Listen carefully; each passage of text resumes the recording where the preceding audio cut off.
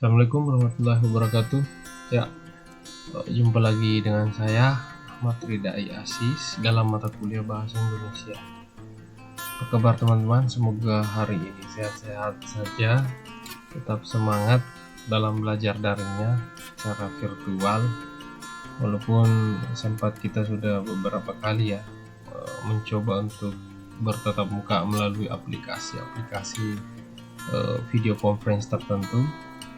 Ya, tentu saja tidak akan sama rasanya ketika bertemu langsung di ruang kelas.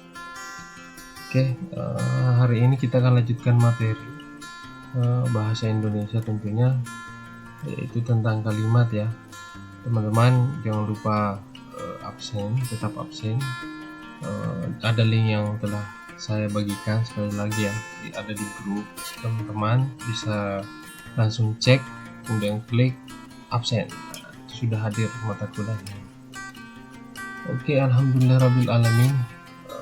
Syukur alhamdulillah, puji syukur kita panjatkan kehadirat Allah Subhanahu wa taala karena pada hari ini kita masih diberi kesempatan untuk mengikuti perkuliahan walaupun ya masih secara virtual ya. Tidak lupa pula kita kirimkan salam dan salawat kepada junjungan Nabi besar Muhammad sallallahu alaihi wasallam. Beliau adalah suri tauladan, beliau adalah yang membawa kita dari alam jahiliyah menuju alam yang berpengetahuan seperti sekarang ini. Oke, langsung saja teman-teman. Ini materi kita selanjutnya yaitu kalimat, lanjutan dari materi sebelumnya. Jadi kalimat ini yang pertama kita harus, teman-teman mungkin sudah belajar ya tentang kalimat di waktu SMA kemarin sederajat, bahwa merangkai sebuah kata menjadi kalimat itu memang agak susah ya. Jadi merangkai sebuah kata menjadi sebuah kalimat memang agak susah kalau kita tidak banyak membaca. Kenapa? Dengan membaca tentu teman-teman mahasiswa akan lebih banyak memiliki kosakata di dalam dalam benaknya. Jadi teman-teman akan mengetahui banyak perbendaharaan kata ketika banyak membaca. Itu saja kunci. Oke, kalimat adalah satuan bahasa berupa kata atau rangkaian kata yang dapat berdiri sendiri dan menyatakan makna yang lengkap. Nah, ini kalimat. Jadi kalimat itu satuan bahasa berupa kata, bisa kata yang penting diakhiri dengan tanda baca yang menyatakan makna yang lengkap. Ada juga yang mengatakan bahwa kalimat itu satuan bahasa yang terkecil mengungkapkan pikiran yang utuh baik secara lisan maupun tulisan. Jadi idenya lengkap, idenya sangat lengkap. Jadi teman-teman kalau misalnya melihat satu kata, ini bisa jadi kalimat tidak? Iya bisa, kata bisa jadi kalimat. Baik kalau frasa, apalagi sudah klausa, itu semua cikal bakal menjadi sebuah kalimat. Ingat, yang menandai satu kalimat adalah tanda baca, seperti yang telah kita pelajari sebelumnya kan, penggunaan tanda baca. Unsur kalimat. Nah, di dalam unsur kalimat ada beberapa unsur kalimat. Yang pertama, subjek atau pokok kalimat biasanya terdiri atas kata benda, misalnya buku dibaca Mahmud. Nah, kata yang berhuruf tebal itu buku, inilah yang menduduki unsur subjek. Kebetulan kalimatnya pasif. Jadi kalimat pasif ditandai dengan awalan di pada predikatnya, atau kalimat yang unsur predikatnya menunjukkan kata pasif atau telah atau lampau. Jadi buku ini menduduki unsur subjek dalam kalimat. Nah, biasanya pun merupakan kata benda ya. Orang kan juga kata benda. Jadi predikat selanjutnya adalah predikat. Penjelas subjek biasanya kata kerja atau kata sifat. Nah, ini terdiri atas kata kerja atau kata sifat. Contohnya, Cynthia mempelajari materi bahasa Indonesia.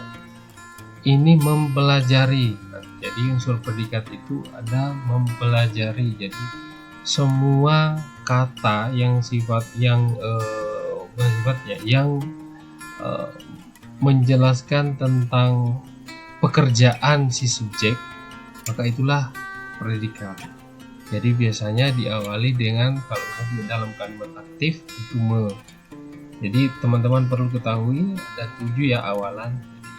Ada 7 atau 8 awalan itu dalam bahasa Inggris. Ada ber, ter, di, me, ke, se, pe, tah, kah. Oh bukan. Mohon maaf. Ber, ter, di, me, ke, se, pe. Itu saja.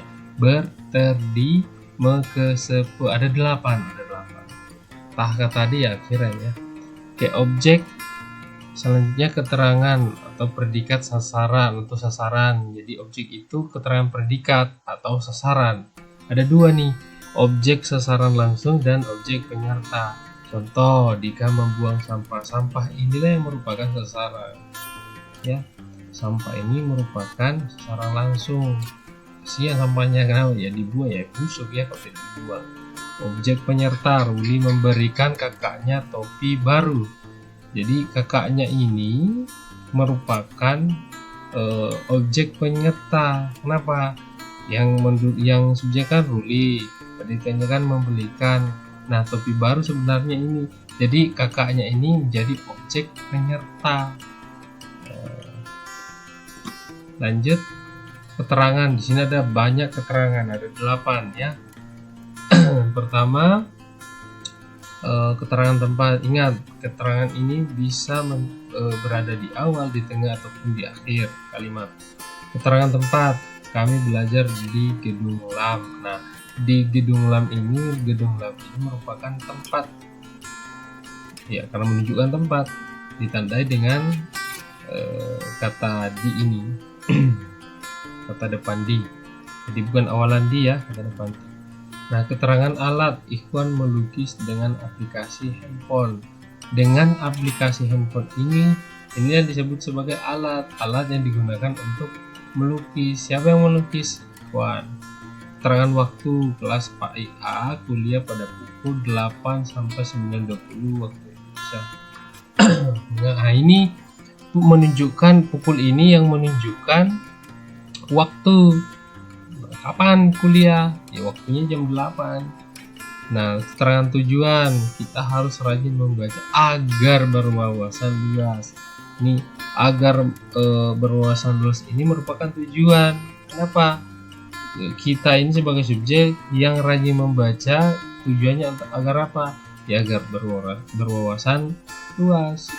Keterangan cara, mereka mengerjakan tugas itu dengan teliti. Nah, dengan teliti ini adalah cara. Kenapa cara? Karena untuk mengerjakan tugas itu dengan baik ya kita perlu ketelitian. Caranya gimana ya, kita harus teliti. Keterangan penyerta, Ahmad belajar bersama Sandi dan Rusli. Nah, penyerta ini yang dimaksud, keterangannya ada Sandi dan Rusli yang belajar bersama Ahmad. Bisa seperti itu. Ada lagi keterangan simulatif. Jadi keterangan simulatif ini contohnya Aslan memberi penjelasan kepada kelompok 1 sebagai tutor sebaya. Jadi sebenarnya sama posisinya antara si Aslan dengan teman-teman yang ada di kelompok 1. Nah, ini yang disebut simulatif. Kemudian keterangan sebab, Rusli meraih gelar sarjana lulusan terbaik karena rajin belajar. Ya pasti sudah jelas ini ya. Terakhir ada pelengkap, biasanya bersifat memperluas. Contoh, cerpenis itu menulis cerpen yang sangat bagus. Jadi meluas, yang dimaksud meluas ini yang sangat bagus. Yang mana yang diperluas? Cerpennya. Kenapa cerpennya? Cerpennya yang sangat bagus. Nah, ini yang disebut sebagai pelengkap. Oke, sampai di sini paham ya. Lanjut. Nah, pola kalimat. Dalam pola kalimat ada 8 ya. Ya, ada 8 pola kalimat dalam bahasa Indonesia. Sekurang-kurangnya terdiri atas subjek dan predikat. Contoh, Ihsan menulis. Ihsan menulis ini terdiri, polanya ada subjek dan subjeknya adalah Ihsan, predikatnya adalah menulis.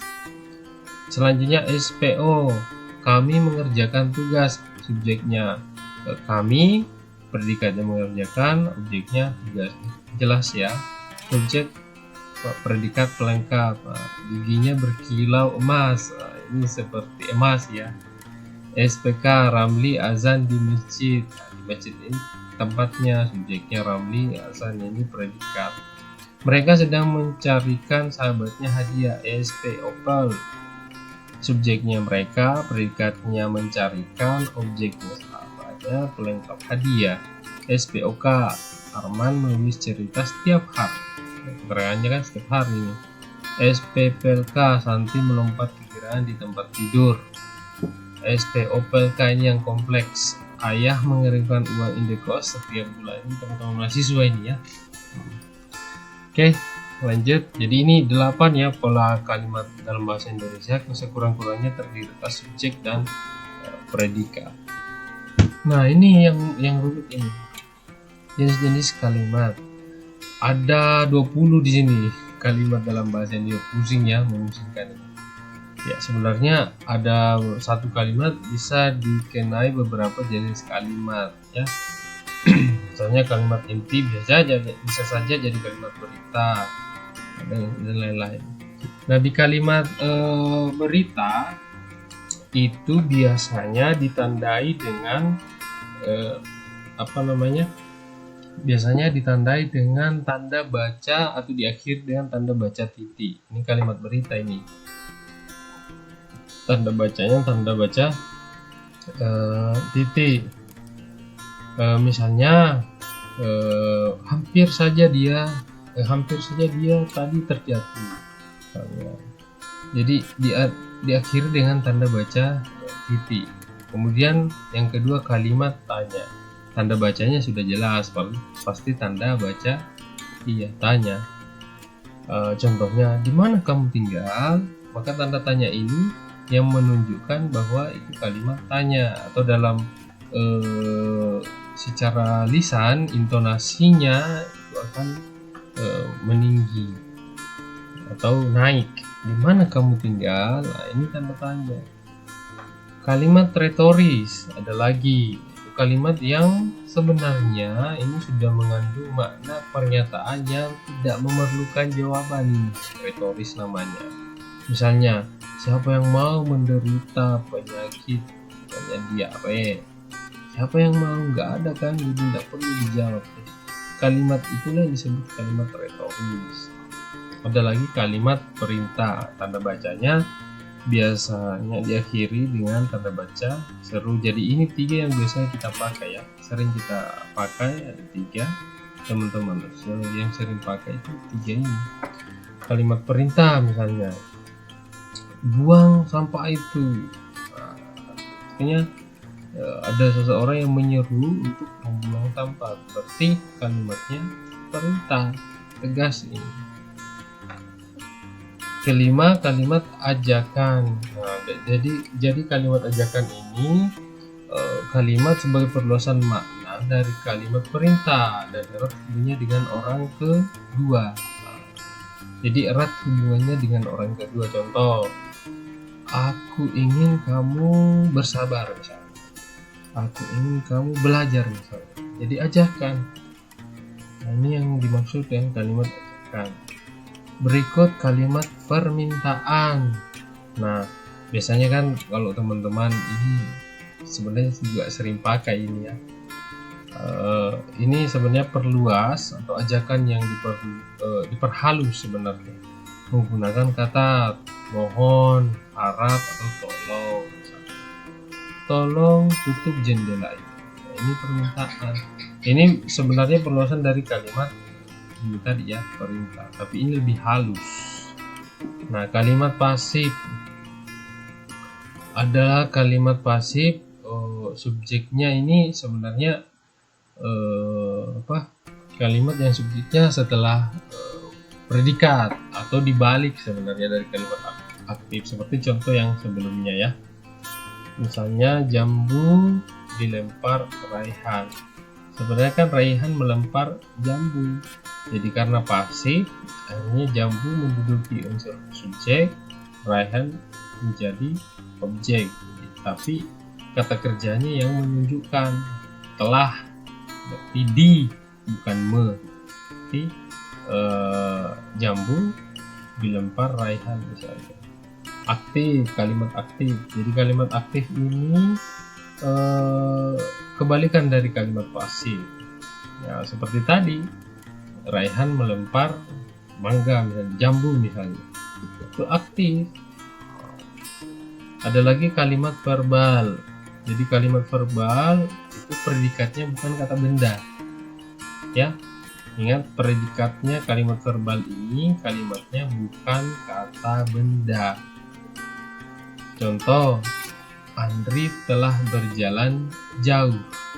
Nah, Andri telah berjalan jauh. Telah berjalan jauh inilah yang merupakan verbal. Kenapa? Ya, betul-betul kalimatnya adalah unsurnya verbal atau predikat.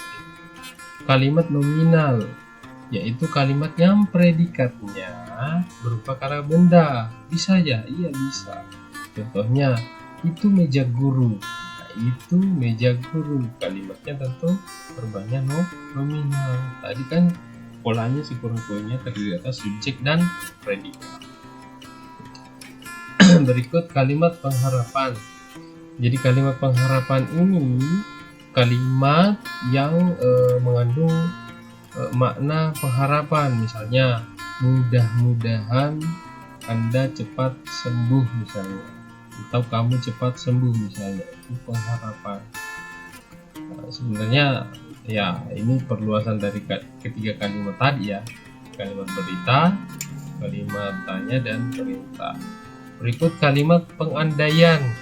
Nah, kalimat pengandaian itu kalimat yang mengandung makna ya untuk pengandaian. Misalnya, seandainya saja aku tidak datang terlambat. Sebenarnya ini banyak-banyak digunakan dalam bahasa-bahasa atau penggunaan bahasa sastra ya. Jadi teman-teman yang sering membaca cerpen, novel, dan lain-lain, teman-teman akan sering temukan ini. Berikut kalimat beralah. Ya, jadi kalimat beralah ada juga beralah. Misalnya kalimat yang kedua keadaan yang berbeda dalam satu konteks. Misalnya, walaupun ia seorang juara, namun ia tidak sombong. Jadi walaupun ia seorang juara, namun ia tidak sombong. Nah, ini yang disebut sebagai kalimat beralah. Kalimat langsung, ada lagi kalimat langsung. Biasanya ditandai dengan tanda baca petik atau petik. Misalnya titik 2 petik, besok saya akan pergi. Nah, dalam kalimat langsung itu tanda petik yang menandai ini ya, tanda bacanya. Kalimat tidak langsung, jadi kalimat yang dituliskan atau tidak memakai tanda petik dalam penulisannya dan bukan diucapkan secara langsung. Ya, misalnya Ali berjanji kepada ibunya bahwa ia tidak mengulangi perbuatan itu lagi. Itu kalimat tidak langsung. Yang mana? Bahwa, menandakan konjungsi bahwa. Jadi Ali berjanji kepada ibunya bahwa ia tidak mengulangi perbuatan itu. Jadi bahwa ia tidak akan mengulangi perbuatan itu lagi. Nah, itulah kalimatnya si Ali tadi, tetapi tidak beri tanda petik karena bukan kalimat langsung, kalimat tidak langsung. Ada lagi kalimat inti atau kalimat sederhana. Jadi kalimat yang hanya terdiri dari inti, sama dengan subjek dan predikat. Makanya teman-teman tadi saya sudah jelaskan, ini biasanya sama ya. Pokoknya perluasan dari inilah yang menandakan misalnya itu sama. Berikut kalimat luas. Jadi kalimat luas ini terdiri atas kalimat inti ya, dan diperluas dengan keterangan tambahan. Contoh, Rina menangis dengan terseduh-seduh. Nah, Rina menangis dengan terseduh-seduh itu kalimat luas ya. Kalau teman-teman mengatakan itu kan pelengkap, Pak, iya juga. Jadi sebenarnya pelengkap itu juga fungsinya memperluas. Berikut ada kalimat tunggal. Misalnya kalimat tunggal, ibu memasak. ibu memasak, ayah membaca, kamu belajar. Nah itu semua kalimat tunggal. Kenapa sama dengan kalimat inti? Ya, sama saja. Makanya saya sampaikan tadi bahwa akan ada satu kalimat sekurang-kurangnya bisa juga menjadi kalimat inti, bisa juga menjadi kalimat tunggal, bergantung konteksnya. Kemudian kalimat majemuk, kalimat yang terdiri dari dua klausa atau lebih. Misalnya ada setara ya, kalimat majemuk setara. Kan ada dua nih majemuk setara yang lazim teman-teman pelajari, kan ada dua, setara dan bertingkat. Tidak usah yang rapatan ya. Majemuk, kalimat majemuk setara ditandai dengan konjungsi dan atau itu semua setara. Itu misalnya Randi bermain dan Nina belajar misalnya. Dan itulah yang menunjukkan bahwa tidak ada hubungannya antara Joni bermain dan Nina belajar, itu tidak ada. Semua sama-sama subjek predikat kalau unsurnya, kemudian sama-sama melakukan sebuah pekerjaan walaupun berbeda, itu setara dia. Sedangkan kalimat majemuk bertingkat itu terdiri dari dua klausa atau lebih, namun salah satu klausa bertindak sebagai induk kalimat dan lainnya sebagai anak kalimat. Contoh, saya tidak dapat mengajar karena sakit perut misalnya, atau saya tidak dapat belajar karena sakit perut. Nah, ini kalimat majemuk bertingkat ditandai dengan itu tadi, konjungsi karena atau sebab. Inilah yang disebut sebagai kalimat. Nah, kalimat-kalimat ini teman-teman, sekali lagi ya, teman-teman bisa lihat atau kalau sering baca novel itu pasti ketemu cerpen dan lain sebagainya, pasti sering ketemu ini ya. Walaupun di dalam kalimat atau penggunaan kalimat efektif atau kalimat dalam ragam ilmiah, tentu kita juga akan temui kalimat-kalimat majemuk seperti itu, tapi akan beda konteks ya. Jadi selanjutnya teman-teman akan mempelajari tentang kalimat efektif. Namun karena kalimat efektif ini harus dibahas secara khusus supaya teman-teman lebih mengetahui juga secara jelas, maka kita akan bahas di pertemuan selanjutnya mengenai kalimat efektif. Kalau misalnya ada pertanyaan, teman-teman bisa langsung melakukan umpan balik di dalam grup, itu langsung kita respons. Dan kalaupun misalnya masih ada waktu, kita akan lakukan video conference untuk umpan balik atau saling menanggapi antara satu dengan yang lain. Oke, cukup sekian penjelasan di video singkat kali ini. Terima kasih atas perhatian teman-teman mahasiswa. Kita ketemu di dalam grup ya, grup virtual, kalau bisa video conference. Sekian, Assalamualaikum warahmatullahi wabarakatuh.